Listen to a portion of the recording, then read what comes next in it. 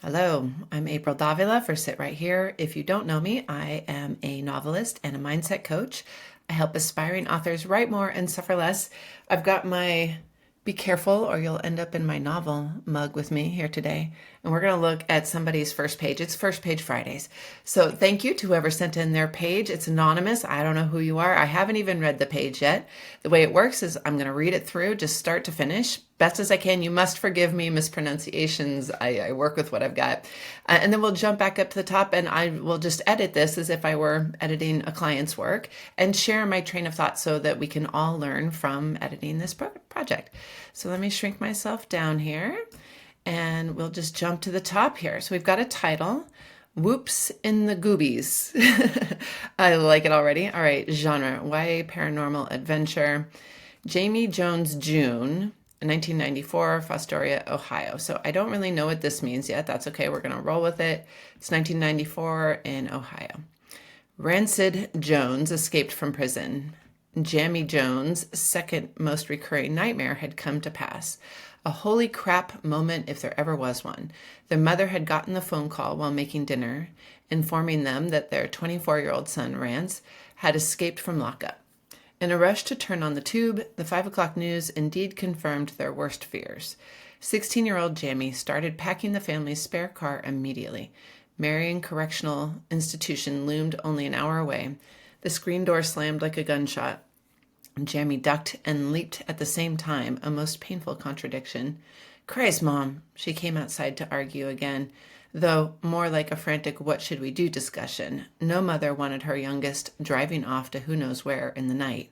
She really wanted to ask his father, but Werner Jones was commandeering a train somewhere in the Midwest and likely hadn't even heard the news yet. There was no question in Jamie's mind of what he should do. Run, he told his mother. The teenager chose to hide again, like he always hid from his older brother. Only this time, it might be for keeps. Life and death keeps, because Rance will want to seriously throttle his younger sibling. Of course, that's after Jamie tells him where he hid the briefcase, and that's not going to happen. So gotta go, don't you know? Don't you know? All right. So right off the top, the thing I'm really liking about this is that it drops us right into a powerful moment, and it raises a lot of big questions, the kind of questions that make a reader turn the page. Like, okay, so clearly, like, the older brother was in jail, the younger brother had something to do with it, and big brother is now escaped and he's out, and that is a very scary thing to the younger brother and mother.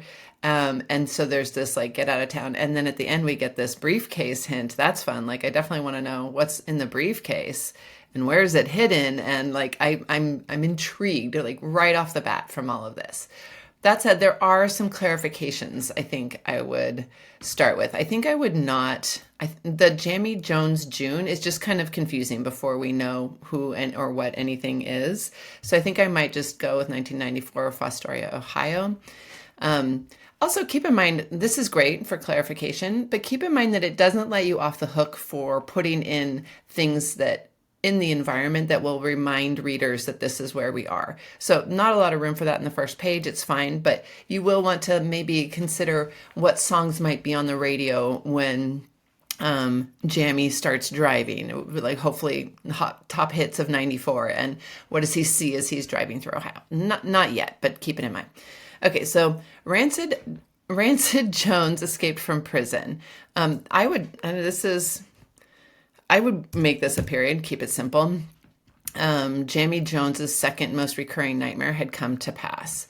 A holy crap moment if there ever was one. Their mother had gotten a phone call while making dinner informing them that their 24-year-old son Rance had escaped from lockup. Now these all kind of say the same thing. And I'm wondering, okay, if we, like, a holy crap moment, if there ever is one, is kind of saying that the same thing as Jamie Jones's second most recurring nightmare had come to pass. They're both saying, like, this is a big deal, right? Their mother had gotten the phone call while making dinner, informing them that their 24-year-old, I like that you get the detail of the age in here, that's good, and that his name is actually Rance, not Rancid, had escaped from lockup. So I might simplify. I might take out this sentence. that might be enough, actually. I'm going to just play with that here. Again, this is your story. I'm just making suggestions, but these are my thoughts. Okay. I might also rearrange this a little bit. Jamie Jones's second most recurring nightmare had come to pass. And then put this here. Like, start with this. This is an intriguing one because this is another one of those questions. Like, okay, his brother escaping isn't the worst thing that could happen. It's the second worst thing that could happen. Jamie Jones's second most recurring nightmare had come to pass. Their mother had gotten the phone call while making dinner, informing them that I would say her 24, because if you say them right now, it's Jamie and mom, and it kind of makes them sound like a couple. And since we start with Jamie, you might stay with Jamie. Say their mother had gotten the phone call while making dinner, informing her that Jamie's 24-year-old brother, like stay with our main character here in terms of narration, informing them, what am I trying to do here? Informing her that Jamie's 24-year-old brother Rance had escaped from lockup. You do lose the rancid bit, which you might want to work back in there. At some point, it doesn't necessarily. I mean, if you're talking to the family, I don't know, like that like mom is definitely not going to call her boy Rancid, right? So you can always drop that nickname in later. But if it feels really important, you can edit to put it back in here. So Jamie Jones's second most recurring nightmare had come to pass. Their mother had gotten the phone call while making dinner, informing her that Jamie's 24-year-old brother, Rance, had escaped from lockup. In a rush to turn on the tube, So this sentence is a little awkward. In a rush to turn on the tube, like that's something a person is doing, right? And then you switch to the 5 o'clock news, indeed confirmed the worst of their fears. So you'd want to say either they rushed to turn on the tube and the 5 o'clock news indeed confirmed their worst fears. I might suggest saying, just taking it down to the 5 o'clock news. And you could even say like blaring in the next room or something like that. Or when they turned it on, since that's the action that you started with, when they rushed to turn it on, indeed confirmed their worst fears. 16-year-old Jamie. And then I think I might give it another paragraph here. 16-year-old Jamie started packing the family's spare car immediately. Again, I'm not a fan of semicolons. They should be used minimally. The idea behind a semicolon is that it's two sentences that are so closely related that like a period doesn't like feels like too much separation. It should be a pretty rare occurrence, the semicolon. That's my take. I'm not a copy editor, so keep that in mind. I'm a developmental and line editor. That's my specialty. So I'm sure the copy editors will want to get in the comments and share their thoughts. 16-year-old Jamie started, and again, love that you can get in the age in here, started packing the family's spare car immediately. Marion Correctional Institution, great drop of the name for specificity, loomed only an hour away. I'm curious if this is by foot or by car. That is a big difference. If it's an hour away by foot and they just heard, like, brother could be here any second. If it's an hour away by car, you know, he's gonna be dressed in prison garb, presumably. It's gonna be hard to hitchhike. It's gonna be a longer walk. So like it's a big difference. I'm gonna say by foot, since you say only an hour away by foot, but it might be by car. But keep in mind that it does make a difference to the story. The screen door slammed like a gunshot, and then we're kind of. So I was picturing him packing the car, but then somehow the screen door slammed like a gunshot. I was picturing him indoors. So I wonder if we could clarify a little. I don't know why my brain did that, but it did. So the screen door slammed.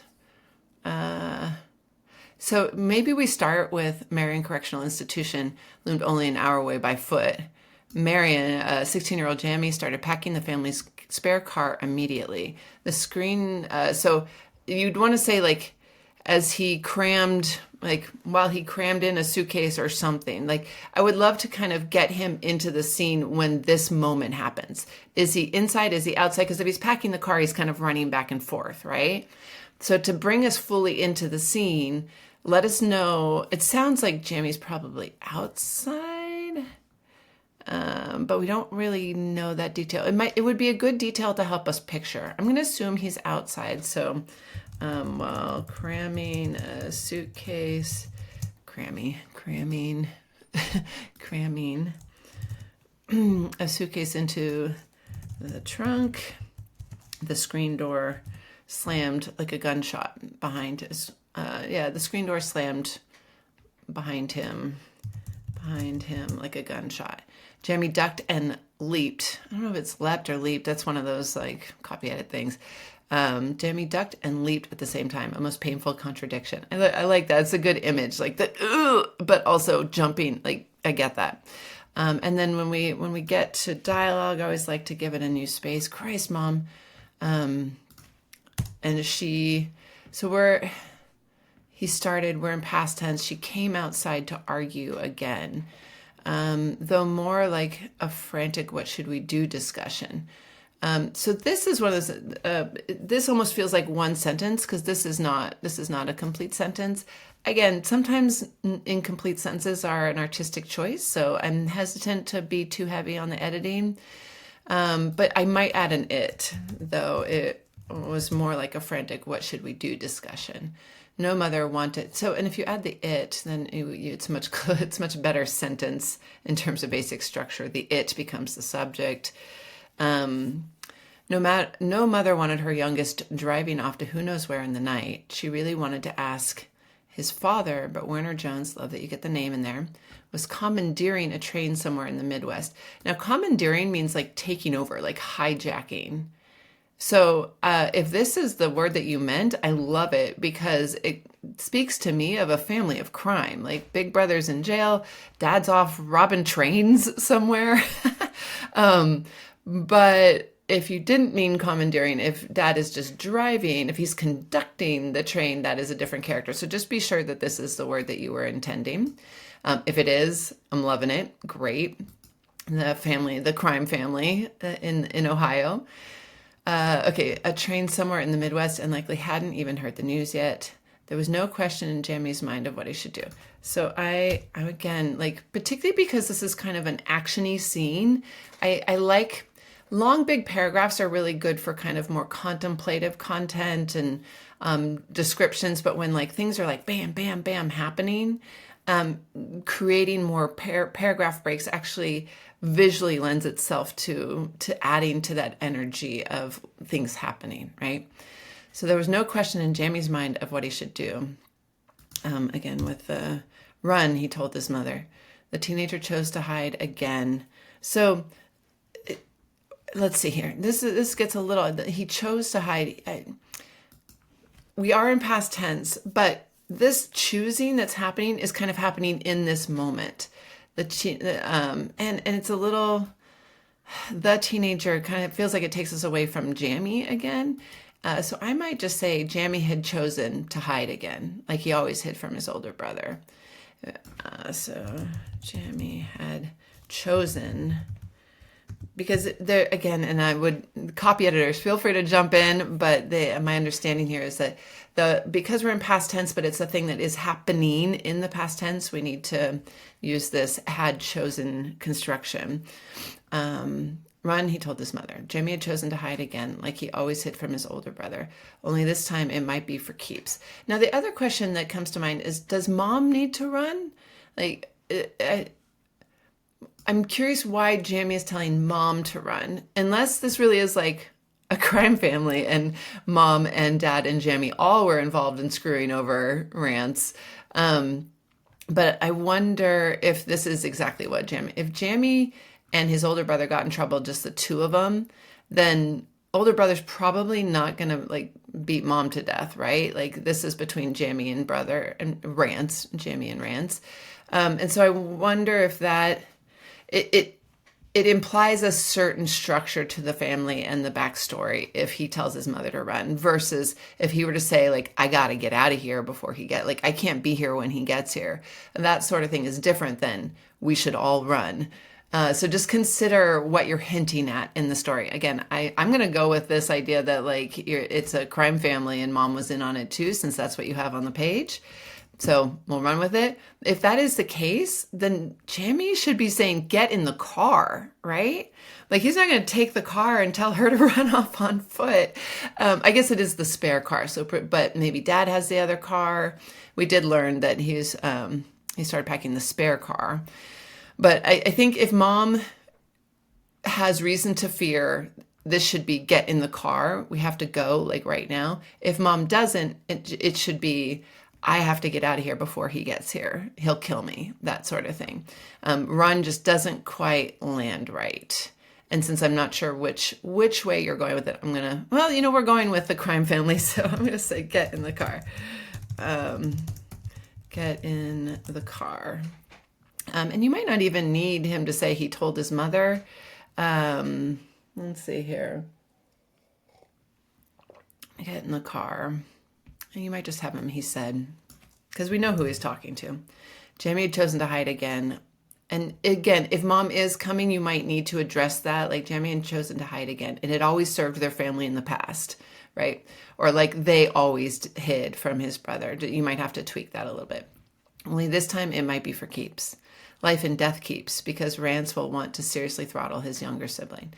I even though this isn't like grammatically correct, I like it in terms of voice. It has flavor. Life and death, like this time it might be for keeps. Life and death keeps, because Rance will want to seriously throttle his younger sibling. Now, I wonder if you could be a little more specific. And again, we want to keep it very immediate for Jamie. So when we say like the teenager or the younger brother, we're kind of removing a little bit, and this seems like really intense stuff. So maybe stay with it. And then instead of seriously throttle, like, I don't know, I have teenagers, they fight. I might say one of them throttled the other, but they're certainly not like, it's not to the extent that like one of them would get arrested or the other would run for his life. So I think you might be able to find something more specific here. Like, is Jamie afraid for his life? Or is there something that the brother has done before to someone who's crossed him that like would give Jamie a specific thing to fear? Like he poked some guy's eye out or broke his jawbone or with one punch, that kind of thing. Like give us some specificity, might be really juicy right here. And of course, that's after Jamie tells him. And I would, instead of that's after, so it's kind of a weird tense jump. I would put not before, of course, not before Jamie tells him where he hid the briefcase. And that's not going to happen. So gotta go, don't you know? Don't you know? And then again, the voice part here, I'm loving this. Like, I feel like I have a good sense of what will be in store for me as a reader as I work my way through the story. And I'm on board. This sounds like a really fun story. Just clarify a little bit in this, is mom on the run with him, or does she have nothing to fear? And again, you don't need to take a ton of time to do that, just like, a little bit of tweaking in here. The other thing you might consider is looking for opportunities. You did a great job of giving us age, but, and it is Ohio, so I guess I'm kind of assuming white, but I wonder if there's opportunity for like him to like push his shaggy hair out of his face or to run his hand over his buzz cut, right? Like start to give us a sense of like, what does this guy look like? You might have him like when he says Christ mom and he looks up and she's wearing, I don't know, is she wearing a business suit or a house dress with an apron over it? You can start to tell us a lot about these characters by just putting a tiny bit of detail into and again, very light dusting, right? You don't want to, this has a wonderful energy and you don't want to derail that. But if you can drop a few words here and there that can help us start to see what these characters look like, that'll help your reader get pulled into the story that much more. So I love this. It seems like a great story. And again, thank you for sharing to whoever our writer was. Let me pull myself back up here. If you would like to submit your first page to get a live critique, or not a recorded critique on it for First Page Fridays, check out the link below in the comments. You can send it in via that link. And I hope you learned something today. And again, thank you to our writer who submitted. This doesn't work if you guys don't send me your pages to work with. Happy writing, everyone. I'll see you next time.